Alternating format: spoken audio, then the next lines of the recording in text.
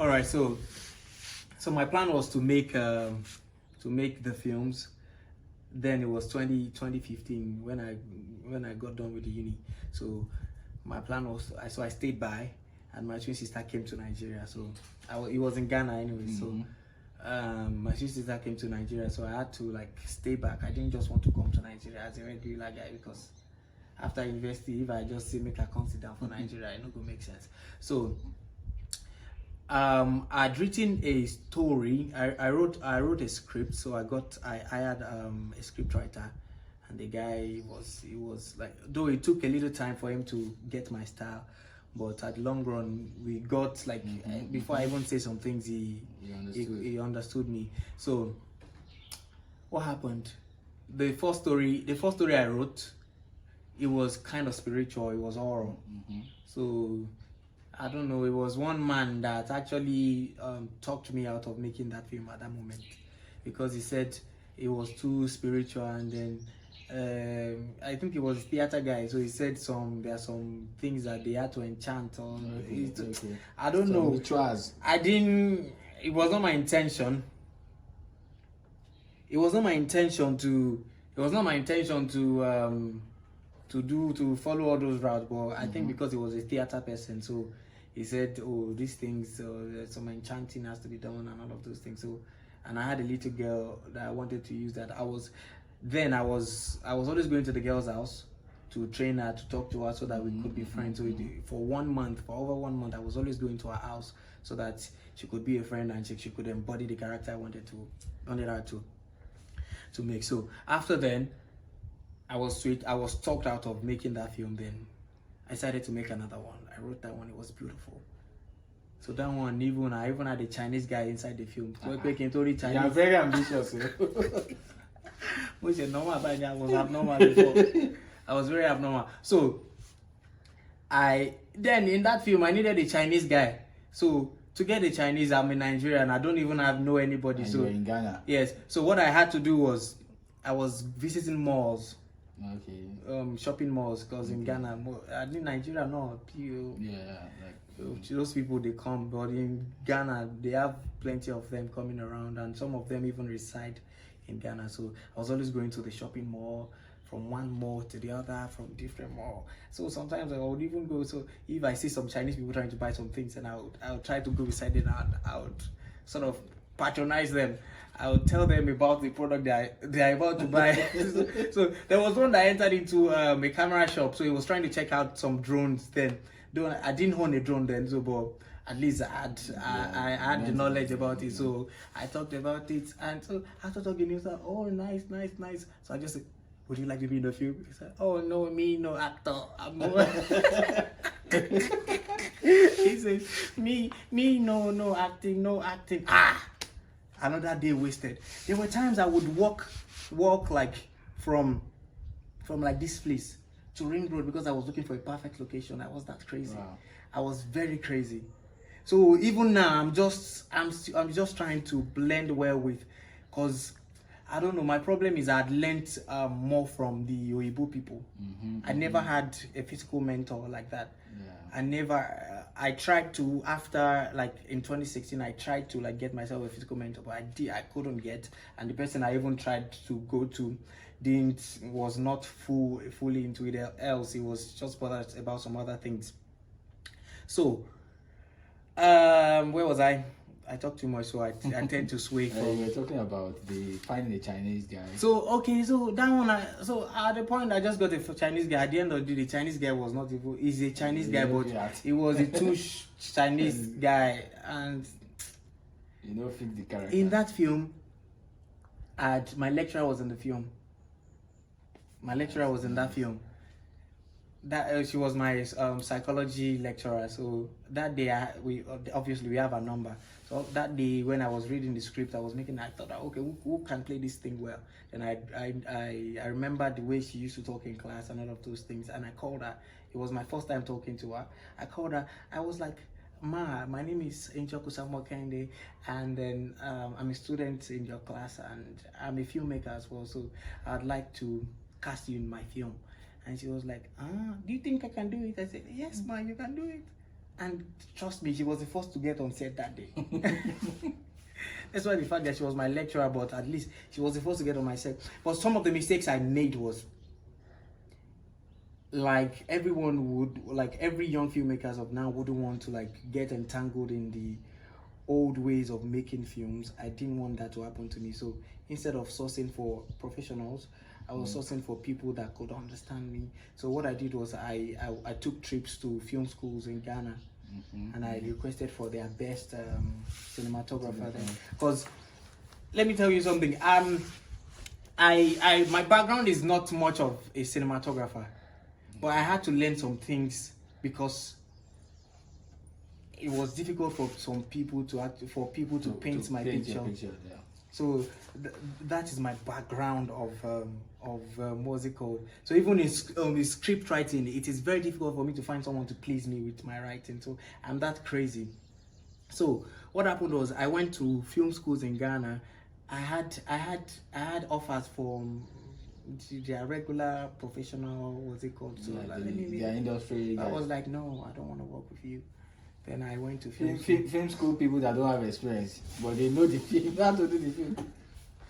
I thought okay, because I thought with my knowledge, then I thought if I could have someone that could even be on my scale, then I was like, okay, if I can get someone on that scale. And I saw some of the films that, okay, so I asked for their best students in cinematography. And obviously, one of the best cinematographer was a celebrity then. It's Calibos. I don't know if you... Calibos is a comedian. That set, he was the best cinematographer. But obviously, he was making skits. So gradually, it was becoming popular then. So one, it was not. I removed him off my list. Why? Because I'm not that I didn't spend money. I spent. Ah, God. So the difference between your story and my own story is that when I wanted to make my first film was in 2013, and I was in school. I think I had just one professional. So the story of how I made my first film with no money was in 2013. I was doing theater and performing arts in Zaria, Zaria. And so while in school, I came to Lagos. I went for an audition. After the audition, I saw so many people and my number, I wanted to be an actor. It was about 500 and something. I saw the crowd. I'm like, oh more, see all this. And the funny thing is that they were playing the trailer of the movie we were auditioning for. Meaning they already shot. Maybe they just needed extras. Because in the trailers, there's like it was like an horror film. People were dying in the community, so they obviously needed people to die, more people to die. That's why they're doing audition. I said no. If there are so many people waiting here to be auditioned to be in this movie, look at all these people. How many of us are they going to pick?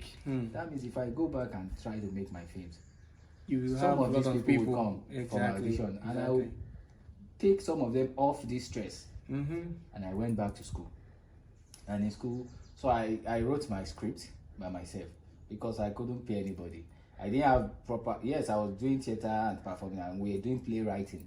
So my first script, I wrote it like a play, like a play text. So because that's where I was coming from, I didn't write it like a film. I didn't have any prior knowledge of film. Well, you had intentions of filming with so I wanted to shoot it, and in my department too, we had this Sony, this Panasonic DV. I can't remember the Panasonic. Those big cameras. Those big cameras that we used to cover our performances. So there is one Oga Mo in our department that records if you are doing stage plays or we are doing community theater trips, we carry the camera and document the process. That's what he does. So we had that. Let me go and meet this here go now. Talk to him. And then there's one guy. He was a year's junior, but the guy came from Jos. So the guy had done diploma in NFI. So he was the guy that did cinematography. So I brought him on, and then I cast my course mates. So my course mates, there were people that wanted to go into acting. So I brought them in, and the guy that was supposed to play a character, I eventually acted in that film. It was because the guy that was supposed to play that character, I didn't have money to pay anybody. The guy refused to show up on the day of shoots. I didn't see him. I was like, what's going on? So I had to jump in and I played. So in my own case, I didn't even have an idea of what filmmaking is all about. Although I've been learning about it, following, the Kunla Folayon's production, Then he had done Figuring was the film he did. I've seen Irakwada, and I've seen some things he posted online. I followed behind the scene of movies, so I knew let me try to do movie. So I wasn't waiting to have knowledge of the film. I jumped at it. Now I will learn now, and I made the Sometimes film. it works that way. So unlike looking for professionals, it was me and my guys. The guy that did my sound, I'd never done sound before. The guy that did everything. The only professional is the editor guy. So there's one guy, his name is also Shio. So apparently that guy is in town. He used to edit what's it called? He used to edit events. He used to, and I think he was trying to get into Nollywood, the Kaduna side of Nollywood. He was editing stuff. The guy, I shall call him after doing my. He said he was going to collect maybe 15K. It was a short film. Man, I'm like, we're poor. But I'm going like this is guy, and the guy sent us a trailer. That trailer was like the best thing that ever happened to me. Years later, I saw it. I'm like, this guy just collected my money. What TV this? But funny enough, there's a film that I did this year. The editor of that film did a trailer and used the graphics that guy used in 2013. That was my own experience, and we're glad that we are here. We are where we are now. We thank God we are pushing. So, and like me, I think I don't know how many feature films do you have to your credit. Well, I wouldn't say particularly. I wouldn't say I have one, because any feature film that I make and I'm not really attached to, I don't count them as one. My story is not being told the way I would have loved it told. See, I don't feel connected. Trust me, I don't know how to help it. I won't just feel connected like.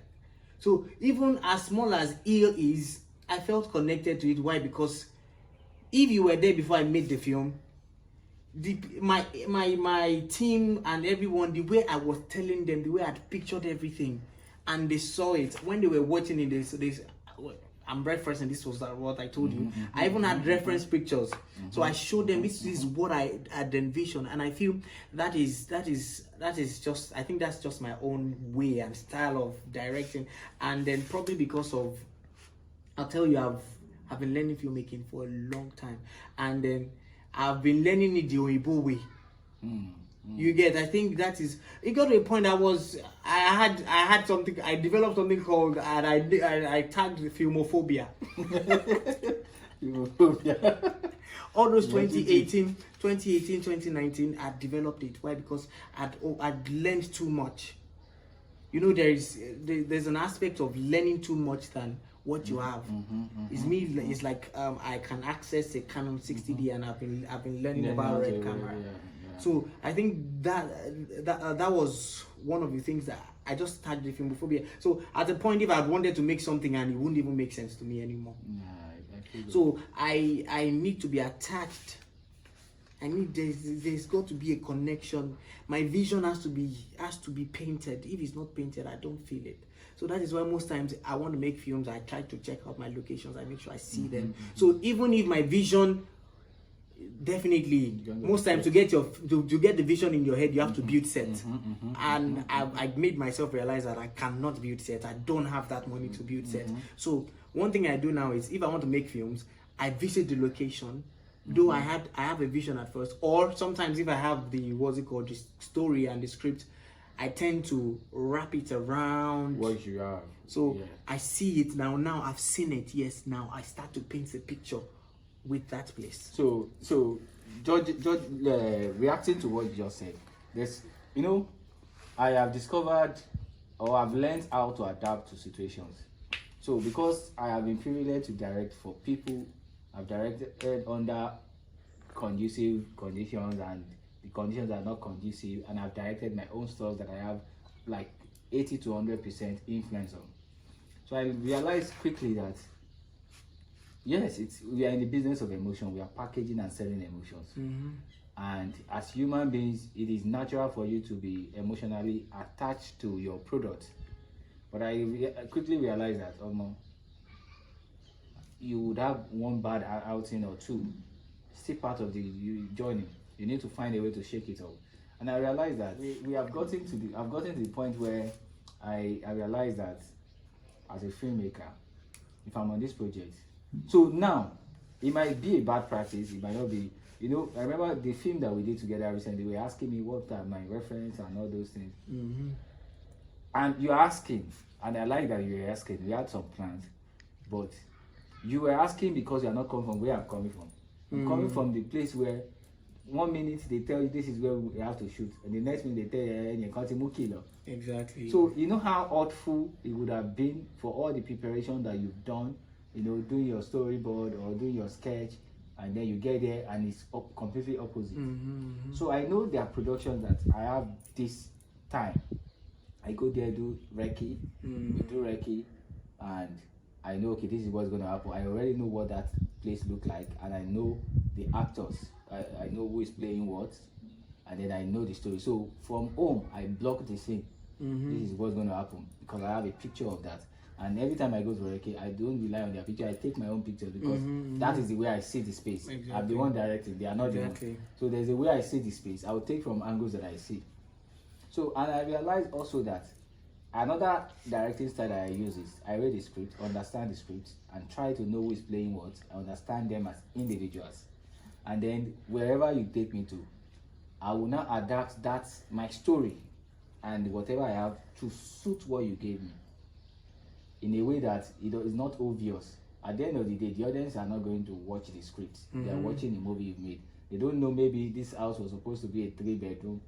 So if it's supposed to be a 3-bedroom, you say maybe somebody is a philanthropist, is a billionaire. Of course, you can't make him live in a 5-bedroom apartment. In reality, most of them live in big houses. And then even in reality, some of them might live in small houses, but it is not picture, it's like 1%. People have money and want to let people know they have money. When it's film, at least there are some things you have to present visually. You get. So if you know that if I realize that they are giving me a 5-bedroom apartment to show for this billionaire, I will try to bring down the status. Imagine you are saying somebody is like the president of a nation, and then you don't have all those escorts, you don't have all those luxurious things for him, official things. You look for ways to wrap. So I'll bring it down. Present to, it. Instead of what is that the major story? Okay, instead of this person being the president, why can't this person be a local government chairman? He's still a leader. He still have affluence. So that your 5-bedroom apartment will still work for this person, and he doesn't need all the escorts in the world, and he can move around. So that's the things that I learned.